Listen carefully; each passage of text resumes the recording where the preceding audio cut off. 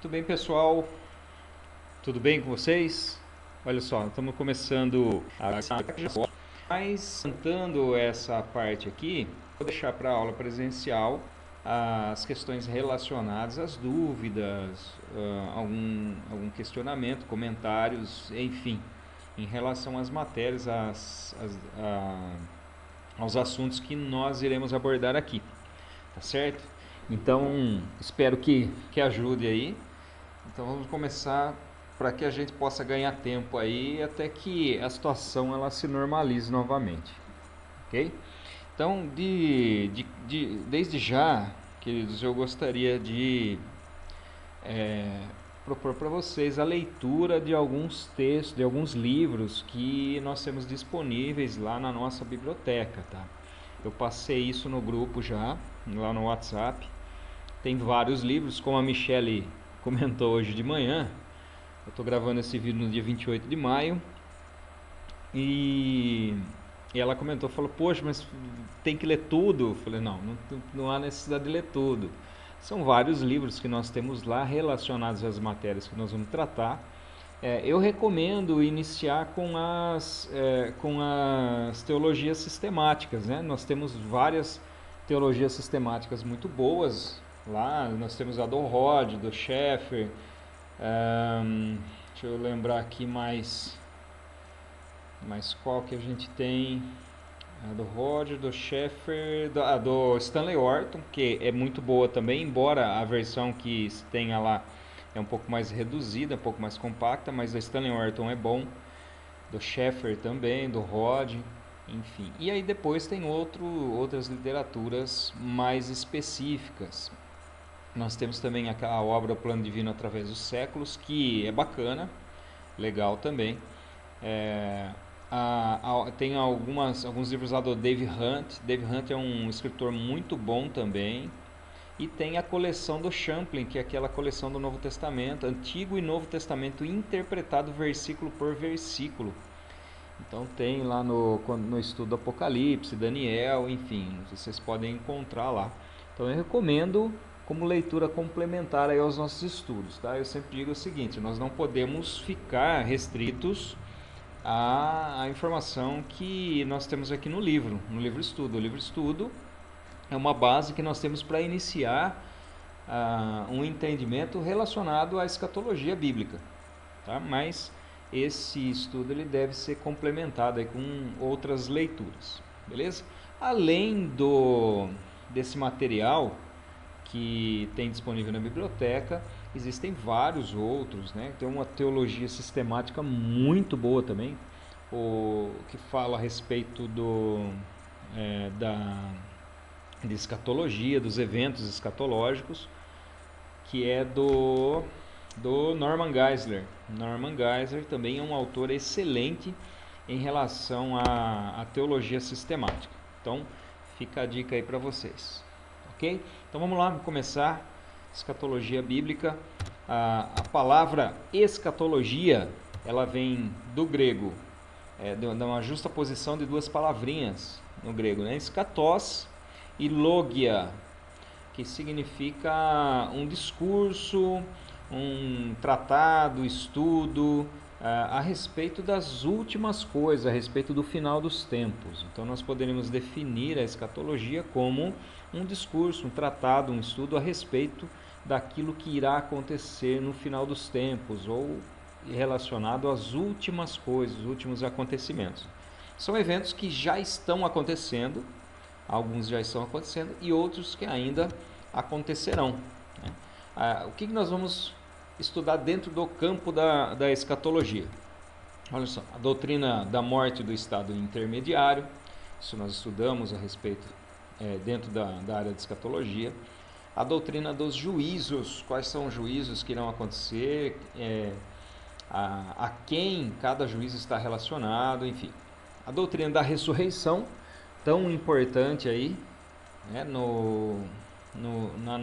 dentro da nossa fé, a ressurreição primeiramente de Cristo como a primícia e a ressurreição dos mortos, a transformação daqueles que estiverem vivos e a ressurreição daqueles que estiverem mortos para a condenação eterna ou para a vida eterna. A doutrina da vinda de Jesus, que ao contrário do que a gente possa pensar, é uma doutrina bastante controversa, não relacionada à vinda ou não de Jesus, mas relacionada ao momento e à forma. Quando Jesus ele vai voltar para buscar os seus antes da tribulação, no meio da tribulação, após a tribulação. É o que nós chamamos aí de pré-tribulacionismo, pós-tribulacionismo e meso ou midi-tribulacionismo. Quer dizer, a igreja passaria por 3 anos e meio da tribulação, e no momento que iniciasse a chamada grande tribulação, ou os últimos 3 anos e meio, então Jesus voltaria para buscar a sua igreja, e depois, ao final dos 3 anos e meio, voltaria para exercer juízo sobre as nações aqui e implantar o reino milenar. Aliás, o milênio é uma outra doutrina que também existem vários pontos de vista, né? Existem aquelas crenças a respeito do pré-milenismo, ou seja, a igreja ela adentra no milênio glorificada. Tem o pós-milenismo, ou seja, somente depois do milênio, simplesmente não literal. E aqueles que acreditam que o milênio nós já estamos vivendo, inclusive. Que Jesus ele já voltou e nós estamos no tempo do reino, e esse período milenar já está acontecendo. A doutrina da revolta de Satanás, desde a sua criação, a sua queda e a sua revolta final. A doutrina do eterno e perfeito estado, e a doutrina das dispensações e alianças bíblicas. Então nós vamos analisar todas essas questões aí ao longo desse nosso estudo de escatologia, tá ok? Então vamos só fazer uma leitura de um texto bíblico aqui, Apocalipse capítulo 1, verso 1, diz o seguinte: a revelação de Jesus Cristo, a qual Deus lhe deu para mostrar aos seus servos as coisas que brevemente devem acontecer. Apocalipse capítulo 1, verso 1. Então, o livro de Apocalipse, ele começa com essa declaração, revelação de Jesus Cristo. E a palavra no grego aqui, revelação, ela está relacionada com apocalipsis, ou no grego, apocalipsis, que também é uma justaposição de duas palavrinhas. A palavrinha, ou o prefixo apo, que significa tirado de, e calumna, que significa véu ou a separação. Então, numa tradução literal, a palavra apocalipse, ela significa retirar o véu ou descortinar, e por isso que foi traduzido por revelação.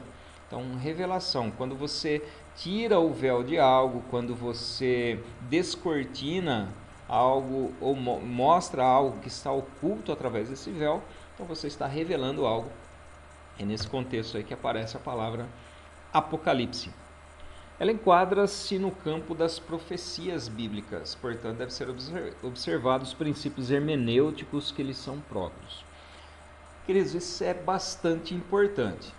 Tá? A questão de princípio de seguir regrinhas hermenêuticas é importante, porque cada texto bíblico ele tem as suas características, ele tem as suas propriedades, ele tem o seu contexto histórico, cultural, e isso não deve ser deixado de lado todas as vezes que nós estudamos um texto bíblico, qualquer que seja esse texto.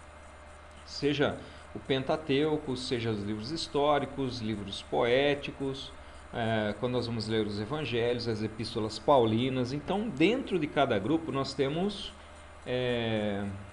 metodologias específicas ou princípios hermenêuticos específicos que a gente precisa utilizar nessa interpretação.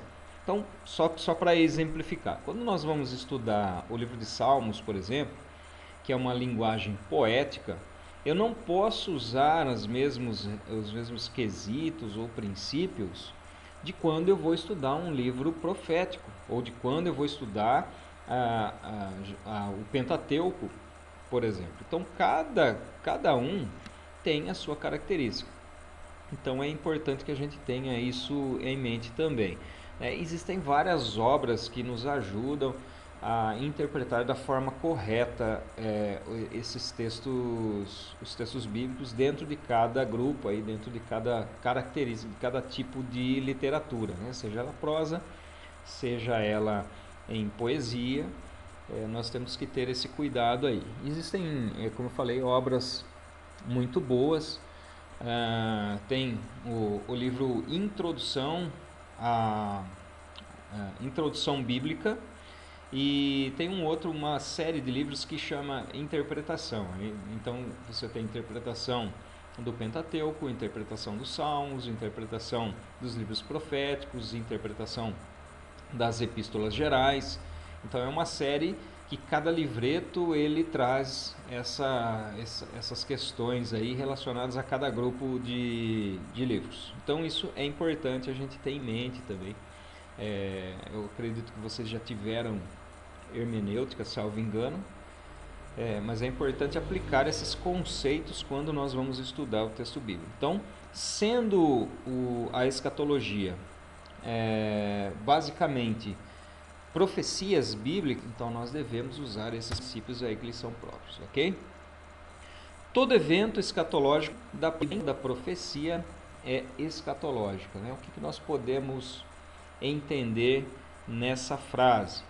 Então, como eu falei para vocês, todo evento escatológico ele nasce a partir de uma profecia. Uma vez que um evento escatológico é um evento das últimas coisas, de coisas futuras que irão acontecer, obviamente que ele vem de uma palavra profética. Então, a profecia bíblica. E isso é importante também, né? Essa palavrinha aqui, ó, que nós encontramos aqui, ó, profecia bíblica. Profecia bíblica. Então, existem várias outras fontes de profecias, mas a que nós devemos nos ater é a profecia que está na Bíblia, é aquilo que está na palavra de Deus. Nada mais, nada menos. Mas tem a tradição judaica, tem o Talmud, tem a Mishnah, enfim, tem vários outros livros que nós podemos encontrar dentro desse contexto escatológico, né? Nós não podemos nos ater a esse ponto. Então, todas as assertivas que nós faremos relacionados à interpretação escatológica, aos eventos que acontecerão, elas vão ser pautadas pela palavra de Deus, pela Bíblia, Gênesis a Apocalipse, nada mais, nada menos. Então aqui, todo evento escatológico vem de profecia bíblica, mas nem toda profecia escatológica. É óbvio, existem algumas profecias que foram feitas lá para o tempo de Israel, por exemplo, a profecia a respeito do cativeiro de Israel. Israel ficou 70 anos cativo na Babilônia, ou melhor dizendo, né, o reino do sul, Judá, que foi cativo para a Babilônia durante 70 anos, e isso já havia sido profetizado. Então, é uma profecia? É uma profecia, mas não relacionada com eventos escatológicos, ok? Então, vamos lá, qual é o objetivo de nós estudarmos a escatologia? Existem várias motivações que nós podemos encontrar para estudar a escatologia, os eventos, os últimos eventos. E nós precisamos nos pautar, queridos, ou melhor, a nossa motivação em estudar a escatologia, ela deve ser primeiramente glorificar o nome de Deus através desse conhecimento, através desse estudo. Toda vez que nós buscamos conhecer alguma coisa, simples e exclusivamente para vanglória, para que eu possa me dar bem em debates teológicos, um mero conhecimento humano, enfim, o conhecimento por conhecimento, Ou conhecimento para eu mostrar que eu sei um pouquinho mais, o conhecimento para que eu possa entrar num debate teológico. Então isso não deve ser o nosso objetivo. O objetivo de estudar a escatologia é, primeiramente, conforme a própria palavra de Deus ela nos diz, né? Para que nós saibamos, quando questionados, explicar, expor o motivo e a razão da nossa fé. Então, por que é que nós cremos em determinada coisa? Por que é que nós cremos na volta de Jesus? Porque dentro desse campo da escatologia, nós estudaremos a respeito disso. Então, a palavra de Deus ela me garante isso. Isso deve ter a motivação de glorificar a Deus e de edificar a igreja através disso. De edificar esse conhecimento, vai servir para que nós abençoemos outras pessoas quando nós formos questionados. E a convicção numa resposta desse tipo, ela não gera inquietude, ela não vai gerar conflito, ela não vai gerar medo, muito pelo contrário, né? Apesar que dependendo quem ouça a respeito dos eventos escatológicos, se não estiver realmente firmado em Cristo, se não tiver ali realmente o Espírito Santo, é bem provável que o medo realmente invada a sua alma. Mas até isso acaba sendo algo bom, porque também constrange a pessoa a buscar algo mais de Deus, a buscar realmente conhecer esse Jesus que a palavra de Deus ela nos apresenta. Então, esse deve ser o nosso objetivo principal. Ok? E outra questão é o seguinte: às vezes nós cremos em determinados pontos. Vou dar um exemplo para vocês. A nossa igreja, de uma forma geral, ela crê no pré-tribulacionismo. Ela crê que a igreja será arrebatada antes do início dos 7 anos relacionados ao período total da tribulação. Período inicial, 3 anos e meio, chamado comumente de tribulação, e os últimos 3 anos e meio, chamado de período da grande tribulação. Então, o período total é de 7 anos. Então, o pré-tribulacionismo, ele crê dessa forma. Mas você já parou para pensar o que te motiva a pensar dessa forma? O que te motiva a crer dessa forma? Será que nós cremos assim realmente porque nós temos uma convicção de que a palavra de Deus ela nos apresenta essa questão?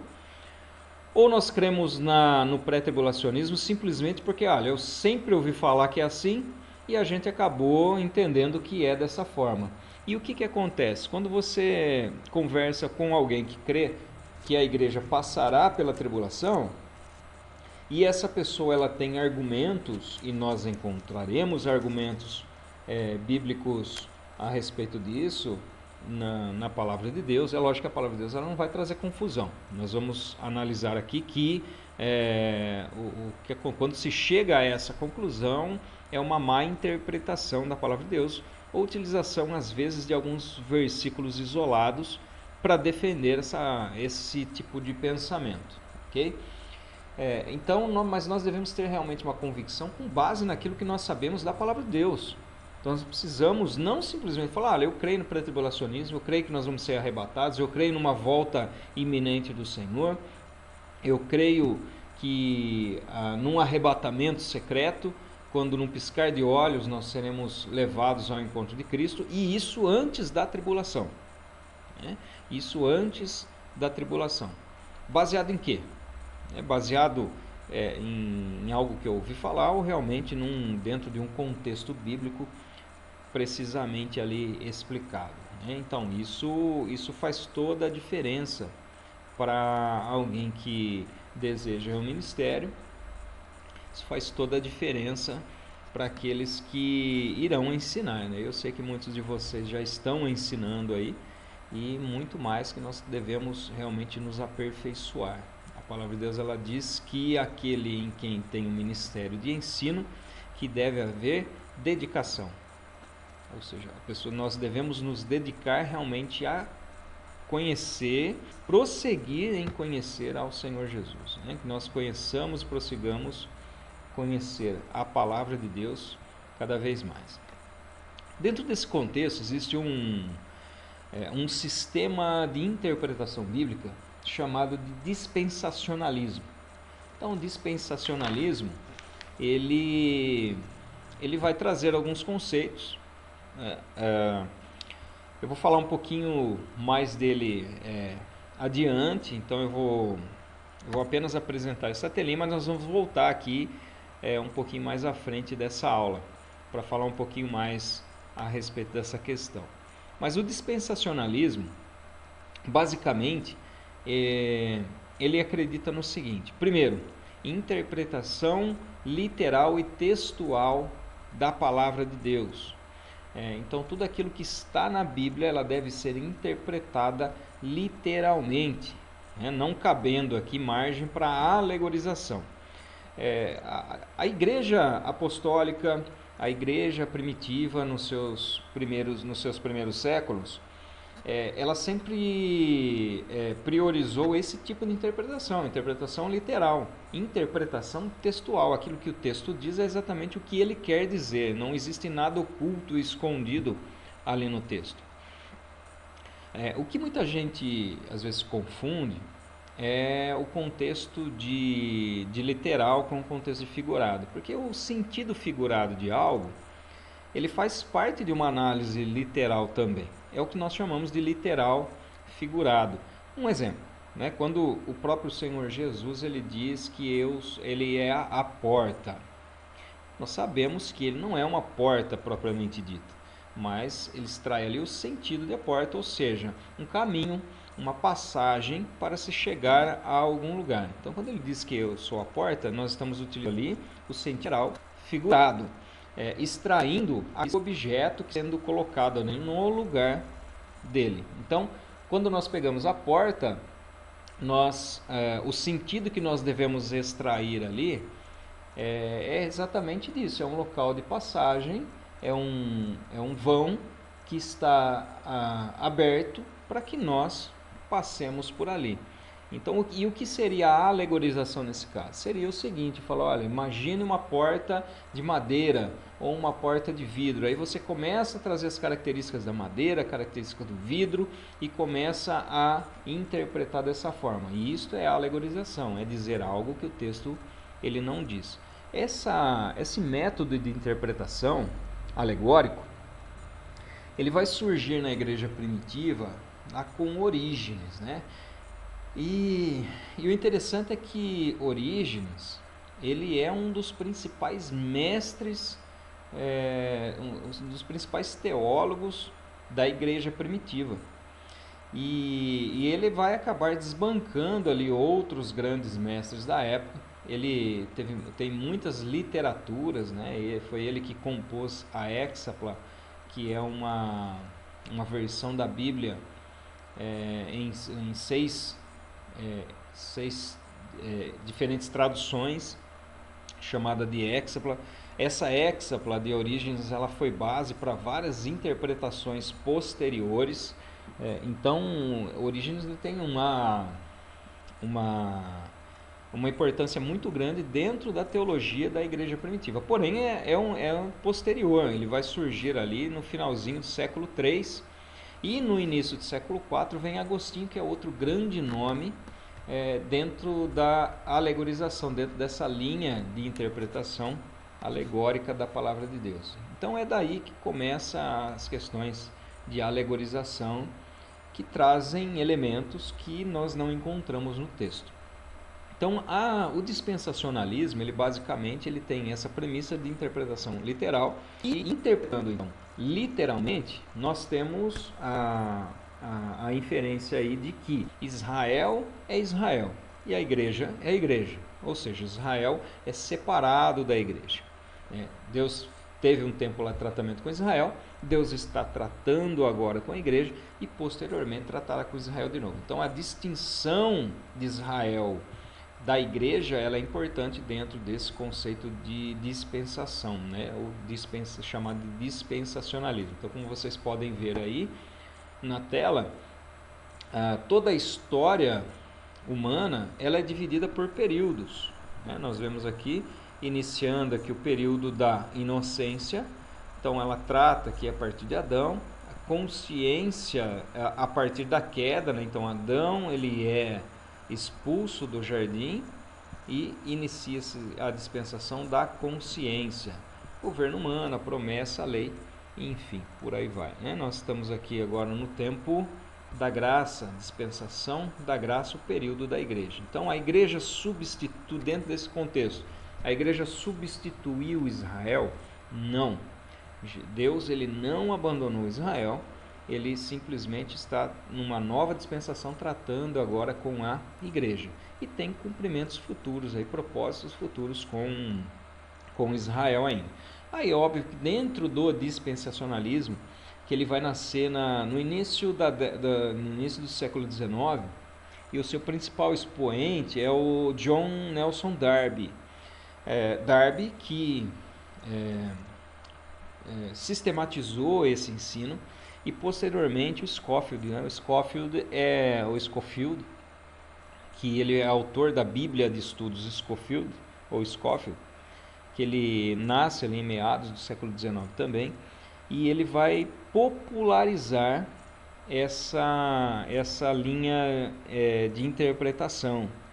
Então alguém poderia perguntar o seguinte: bom, o dispensacionalismo ele surge então somente ali no século XIX? Será que nós encontramos alguns resquícios disso anteriores a esse período? Somente no século XIX, ou seja, 1800 anos depois que vai surgir esse tipo de teoria, algo um pouco estranho, né?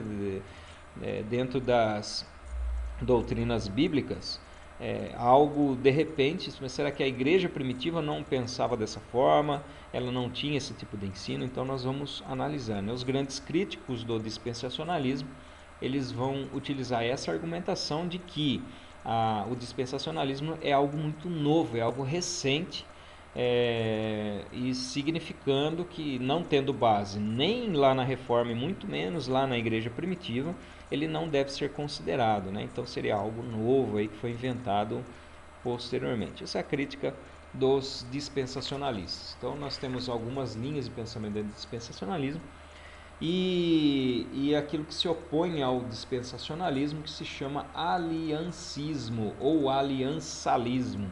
Então o aliancismo ou aliançalismo, também chamado de teologia do pacto, é um sistema de interpretação que vai dizer que a igreja ela substitui Israel, também chamado de teologia da substituição.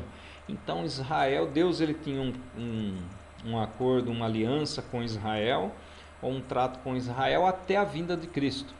A partir do momento que eles rejeitaram, eles foram completamente rejeitados, e a igreja então substitui Israel, colocando a igreja agora como um Israel espiritual.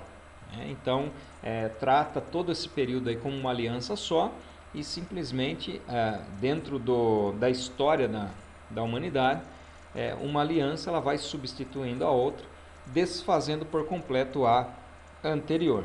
Então isso significa que nós estamos substituindo, Deus não tem mais nada que ver com Israel, rejeitou completamente Israel, e Deus ele só tem então olhos agora para a igreja. Então essa e assim como o dispensacionalismo, o aliançalismo, o aliancismo, ele também tem algumas ramificações aí. Bom, conceituação, né, definindo, enfim, escatologia, nós temos aqui alguns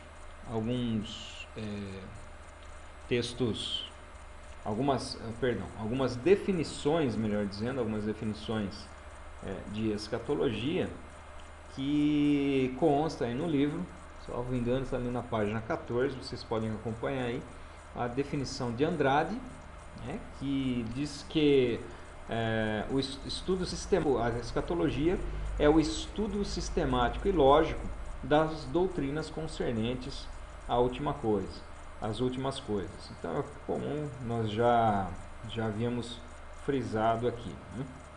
Stanley Orton, dentro da conceituação de escatologia, Stanley Orton ele vai dizer que Deus ele é um Deus pessoal e que tem um propósito com a humanidade, um plano com sequência, início, meio e fim, né? Um plano equilibrado, com correspondências e um clima envolvendo toda esse plano, esse conselho divino, né?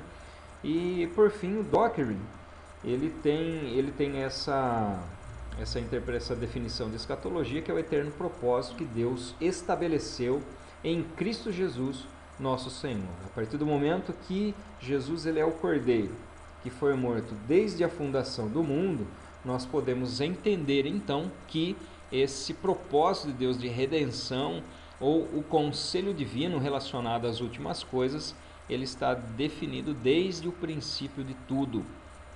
Desde quando? Desde a eternidade. Então, o Isaías 46:10 diz o seguinte, né, que anuncia o fim desde o princípio, e desde a antiguidade as coisas que ainda não sucederam, que digo, o meu conselho será firme, e farei toda a minha vontade. Então, quando nós falamos conselho de Deus, o conselho de Deus ele está relacionado com o propósito geral que Deus tem para toda a sua criação. Propósito esse que ele vai levar a cabo, vai levar ao cumprimento, independente de qualquer coisa, independente daquilo que aconteça, porque é da vontade de Deus que assim seja feito, ok? Então, o conselho de Deus abrange também os eventos, os chamados eventos escatológicos, né? Esse propósito, ele é tanto individual quanto geral. Então, ele se aplica, o propósito de Deus, o conselho divino relacionado à escatologia, ele se aplica de forma pessoal ou individual quando nós estudamos a respeito, por exemplo, do estado intermediário. Né? Quando nós morremos, quando ele está no estado intermediário. A própria ressurreição, os julgamentos que ocorreram de forma individual, o destino dos salvos e dos ímpios e o eterno e perfeito estado. E de uma forma geral ou coletiva, são fatos que estão relacionados com toda a história humana de uma forma geral, né? O período, o arrebatamento em si, a grande tribulação, período milenar, a vitória final de Cristo sobre o mal, o juízo final, enfim, né? Então, tem esses dois contextos aí, dois propósitos, né? Propósito individual, relacionado à individualidade do ser humano, a sua morte, estado intermediário, ressurreição, e o propósito geral que está relacionado com as questões que dizem respeito a toda a humanidade, volta do Senhor, período da tribulação e por aí vai, estabelecimento do milênio e tudo mais, ok? Então aqui nós já falamos, né? A Bíblia ensina que escatologia pessoal examina o fenômeno da morte, abordando o estado intermediário, a ressurreição, julgamentos, o destino final e o estado eterno. Escatologia geral ou coletiva examina os acontecimentos que abrangem toda a humanidade, como a volta de Cristo, período da tribulação, etc. Mais uma vez, olha, sempre bom frisar isso, né? A base da escatologia deve ser sempre, ok?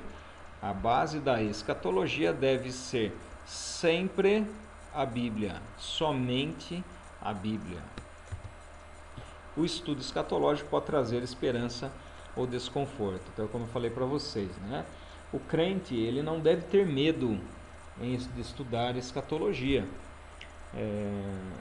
Certa vez, conversando com uma pessoa sobre o que eventualmente aconteceria durante o período de tribulação, analisando ali a respeito dos selos, das trombetas, das taças que seriam derramadas, né? Juízos de Deus ali representados nesses elementos. E a pessoa, ela fez o seguinte comentário, né? Eu falei, puxa vida, mas nossa, a gente vai sofrer demais. Eu falei, não, irmã, nós não vamos sofrer demais, porque a igreja já vai ser retirada, já vai estar com Cristo, estaremos nos braços do Pai.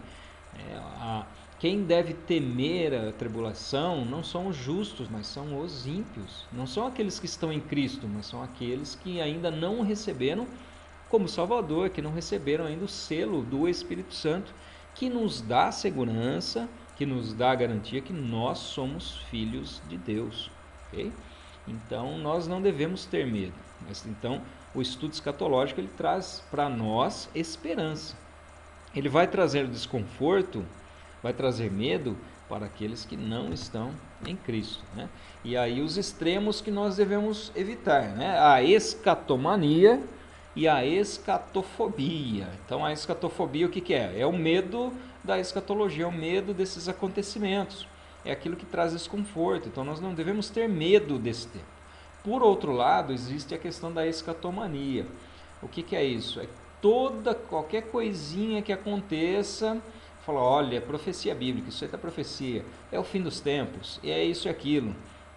Vou te dar um exemplo, né? Quando as torres gêmeas caíram, já de cara relacionaram esse evento com uma profecia do bode que vinha do Oriente, deu marradas contra o carneiro de 2 chifres, e falar, não, é isso daí, é profecia bíblica. Isso é chamado aqui de escatomania, quer dizer, qualquer coisinha que aconteça aí faz parte, é profecia bíblica, está lá na Bíblia. Então a pessoa já quer relacionar o acontecimento a determinada profecia escatológica. Mais recente, nós temos um caso aí do Trump, que ele transferiu a embaixada dos Estados Unidos em Israel para Jerusalém, né? Tirou ali de Tel Aviv e levou lá para Jerusalém. E aí vem os escatomaníacos de plantão e falam, isso é cumprimento de profecia. Isso é profecia bíblica? Não, queridos, isso não está na Bíblia, não está na profecia bíblica. Agora, se alguém me perguntar o seguinte, falando, mas isso está relacionado de alguma forma com os eventos do fim? Pode até estar, isso pode abrir um caminho para várias coisas que irão acontecer, mas em si, esse fato não se trata de uma profecia bíblica, né? Que eles assinariam esse contrato, e alguns já colocam aí o Trump como o anticristo da vez, né? E período em período nós vemos anticristo surgindo aí, né? Apocalipse capítulo 1, verso 3, né? Bem-aventurado aquele que lê e os que ouvem as palavras desta profecia e guardam as coisas que nela estão escritas, porque o tempo está próximo. Então veja, querido, que o próprio texto bíblico ali de Apocalipse, ele diz o seguinte, olha, aqueles que leem, aqueles que ouvem as palavras dessa profecia devem se considerar felizes e bem-aventurados, aquele que lê e ouve a palavra dessa profecia. E por que ele está dizendo isso? Exatamente por aquilo que nós já mencionamos, né? Isso é para nos trazer segurança, é para nos trazer conforto de que as palavras de Deus e as promessas de Deus relacionadas ao cristão, eles jamais vão ser frustradas, né? Então, e além disso, olha só, nós devemos guardar as coisas que nela estão escritas, porque o tempo está próximo. Página 16 aí do livro, nós podemos analisar aí algumas questões. O que o correto estudo escatológico ele ocasiona. Então lá na página 16, nós temos 2 listas, na verdade, de benefícios, de resultados que o estudo escatológico ele vai nos trazer. Então, começando lá de cima, letrinha A, né? Produz esperança e consolo. Já falamos a respeito disso um pouquinho, né?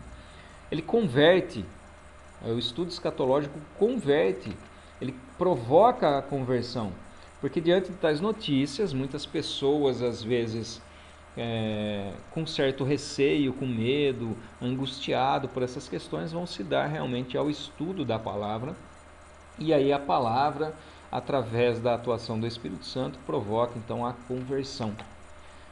Esse estudo ele purifica, né? O conhecimento das profecias bíblicas causa santificação, purificação e vigilância. Então essa vigilância, a nossa santificação diária, não que ela seja causada também por esse medo. Eu falei, puxa, estou vendo tudo que vai acontecer aqui, eu preciso me manter santo. Não. O próprio Espírito Santo ele nos constrange a isso, a essa purificação. E ela esclarece, e conhecereis a verdade, e a verdade vos libertará. João capítulo 8, verso 32. Então, o conhecimento da verdade, ela liberta. E se conheceres a verdade, verdadeiramente sereis livres. Então nós temos que realmente conhecer para sermos esclarecidos. E na sequência, ali embaixo, ainda na página 16, nós temos ali da letrinha A até a letrinha J alguns outros benefícios que o estudo escatológico ele vai nos trazer. Então, maior vigilância por parte dos cristãos, combate a heresias, isso é fundamental. Então nós precisamos conhecer bem as questões escatológicas para que nós possamos, primeiro, responder à razão da nossa fé, segundo, defender a nossa fé contra heresias surgidas dentro e fora da igreja.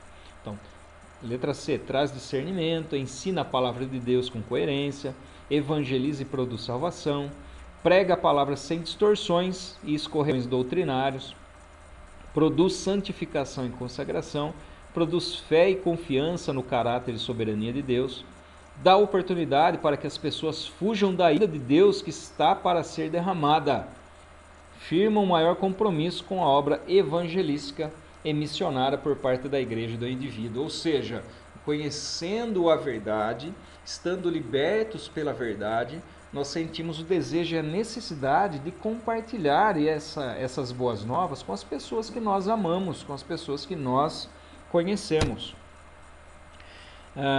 Algumas razões que geram confusões dentro do estudo escatológico. Então, aqui já na página 17, a falta de ortodoxia na interpretação das Escrituras. O que é a ortodoxia? É a correção, é a retidão dentro da interpretação da palavra de Deus. Não é escorregar nem para a direita, da parte 7.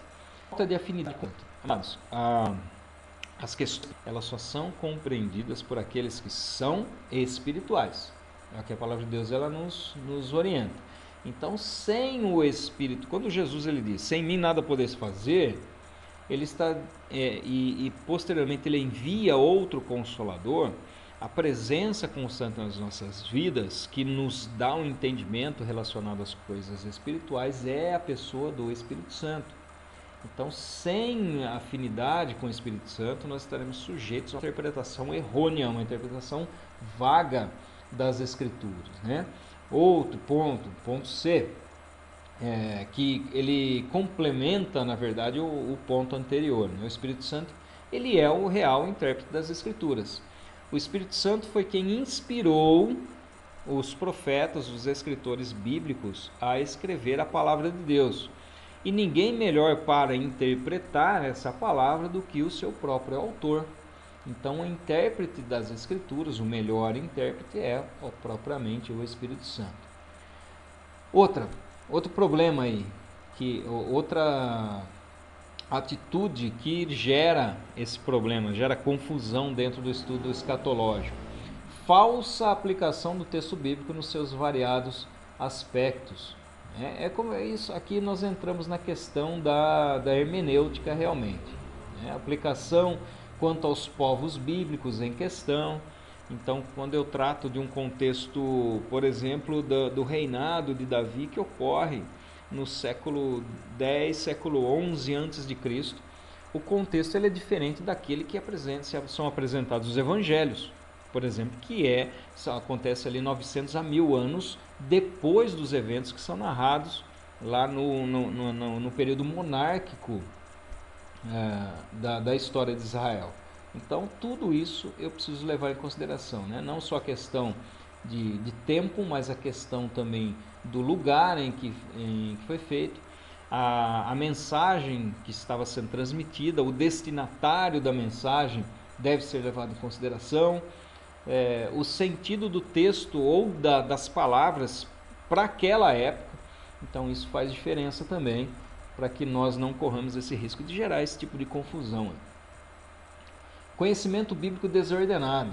Então é aquele conhecimento solto, avulso, sem sequência alguma, sem comprometimento nenhum com um aprendizado da sã doutrina. Vamos ler por ler, um dia abre lá em Gênesis, aí no outro dia lá lança a sorte aí dentro da Bíblia, eu falo, vou abrir e ver onde vai cair. para que eu possa estudar a Bíblia. Aí cai lá em Mateus, depois volta para Isaías. Então esse é um conhecimento desordenado. Conhecimento especulativo, nós já falamos um pouquinho a respeito disso. É o saber pelo saber, sem qualquer intenção de glorificar a Deus. Então, como nós falamos, o objetivo de estudarmos a Bíblia e como um todo, e também as questões escatológicas, não deve ser a especulação, mas a intenção, a clara intenção de realmente glorificar o nome de Deus através disso. E o último ponto é que a ação venenosa dos falsos ensinadores. Então isso vai causar realmente uma grande confusão dentro do contexto bíblico, né? Do contexto escatológico. E esse é mais um dos motivos que nós precisamos nos dedicar realmente para nós. Vamos dizer hoje um paradoxo dentro do contexto de informação. Nós temos informação hoje tão fácil, né? Está literalmente na palma da mão. Hoje o nosso celular ele é um computador, às vezes muito mais potente do que um computador convencional.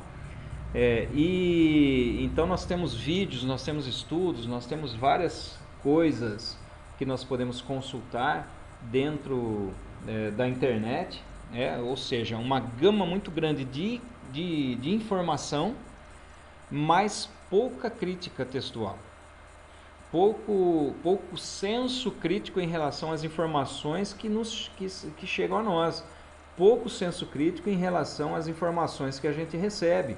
Então nós não podemos analisar algo, receber alguma coisa e de pronto aceitar aquilo como verdade.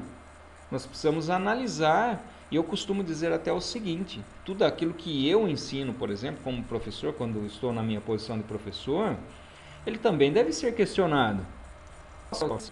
Ele está falando, está interpretando, pegando versículos isolados, fazendo uma interpretação distorcida da palavra de Deus.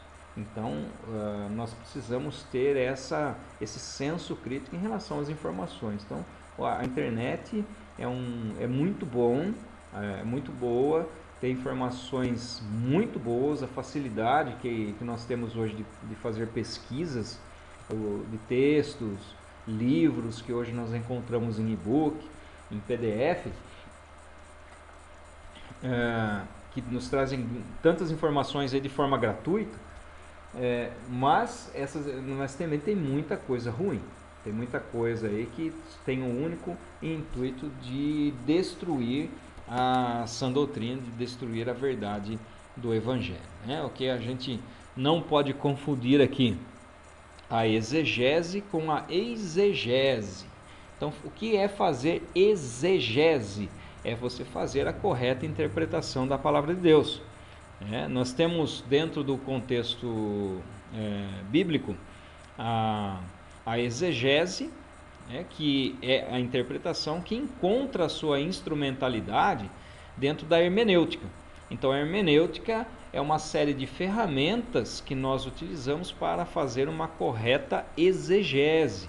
Então, a exegese é a correta interpretação dos textos conforme os princípios hermenêuticos. E a exegese, embora seja uma palavra muito parecida, ela significa também extrair um sentido do texto, mas conforme um entendimento próprio. Então nós atribuímos ao texto significados próprios, ou em outras palavras, a exegese é você extrair do texto algo que o texto ele não diz. Um exemplo, outro dia eu ouvi um pregador falando a respeito da capa de José, e falando que a capa ela tinha determinado desenho, tinha esse desenho, tinha essa cor, e cada desenho representava um aspecto da pessoa de Jesus, e cada cor representava também. Da onde isso sai? Da onde saiu isso? Da Bíblia, que não foi, meu irmão. Você pode ler todo o texto lá que você não vai achar nenhuma informação a esse respeito. Então isso é fazer exegese, é tirar do texto aquilo que ele não diz. Então as profecias bíblicas, as profecias elas estão por toda a parte, por toda a Bíblia, mas Apocalipse ele é o ponto culminante. Então nós encontramos profecias desde Gênesis até Apocalipse. Então Apocalipse ele é um livro eminentemente profético, nós encontramos profecias por todo o Apocalipse, mas também nós encontramos em outras partes da Bíblia, desde Gênesis até o seu final. Aí, só mais esse ponto antes de eu encerrar essa primeira parte, a profecia bíblica, contraposta à profecia como dom do Espírito. Esse entendimento, queridos, é importante, porque a profecia bíblica, alguém pode dizer assim, mas a profecia como dom do Espírito também não é bíblica? Sim, ela é bíblica no sentido que a Bíblia, ela prevê a sua incidência, a profecia como dom do Espírito. Mas o grau de inspiração dessa profecia como dom do Espírito, ela não equivale à profecia da revelação bíblica. Deixa eu ver se eu coloco de uma maneira mais clara aqui para vocês, né? A profecia da revelação bíblica são as profecias que geraram aquilo que nós encontramos hoje na palavra de Deus, é aquilo que está escrito. Na Apocalipse, no capítulo 22, existe uma séria advertência em relação àqueles que colocam algo que não está na Bíblia e também àqueles que tiram algo que está na Bíblia. Então não devemos acrescentar e nem tirar nada daquilo que está na revelação bíblica, nos 39 livros da palavra de Deus que nós conhecemos hoje como Bíblia Sagrada. Então, esse grau de inspiração que nós encontramos dentro do texto bíblico é o que eu estou me referindo aqui como profecia bíblica. Se nós entendermos que a profecia como dom do Espírito, ela equivale ao mesmo grau de inspiração daquilo que está na Bíblia, aí nós vamos cair em vários erros, em vários enganos que muitas pessoas elas têm entrado ultimamente. Quando nós encontramos, por exemplo, o mormonismo, quando ele mostra lá Joseph Smith como um profeta de inspiração superior àquilo que está escrito na palavra de Deus. Então é uma profecia, um profeta novo. Nós encontramos isso dentro do Adventismo, na pessoa de Ellen White, como o espírito de profecia de Deus ali e que caracteriza a igreja remanescente. Então existe uma diferença muito grande entre a profecia bíblica, que é a revelação que está na palavra de Deus. Profetas inspirados por Deus falaram e escreveram aquilo que era da vontade de Deus, e a profecia como dom do Espírito, que ocorre hoje para edificação da igreja. Só ocorre para a edificação da igreja.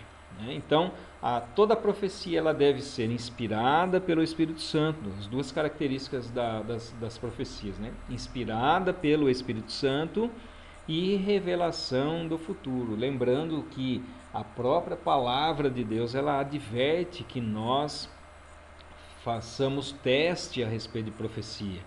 Quando nós recebemos algum tipo de profecia, nós devemos testar realmente se procede de Deus. Isso é bíblico. Que nós testemos esse espírito de profecia para saber se realmente procede de Deus ou não, né? E a outra questão aqui, que às vezes eu falo o seguinte, né? Nós começamos a estudar Apocalipse e com um determinado número de dúvidas. Quando nós terminamos o estudo dos eventos escatológicos, nós dobramos esse número de dúvidas. Por quê? Porque nós começamos a perceber que existem várias correntes escatológicas, várias doutrinas relacionadas à escatologia, que nós não entendíamos anteriormente, que nós passamos a conhecer agora, e aí começa a criar um monte de pontos de interrogação. E o próprio texto, lá em Deuteronômio 29, ele vai dizer o seguinte, que aquilo que está revelado é para o nosso conhecimento, mas aquilo que não está revelado, realmente, se não está na palavra de Deus, não é para que nós realmente conheçamos. Eu vou ler o texto aqui para vocês. As coisas encobertas pertencem ao nosso Senhor, ou melhor, pertencem ao Senhor nosso Deus.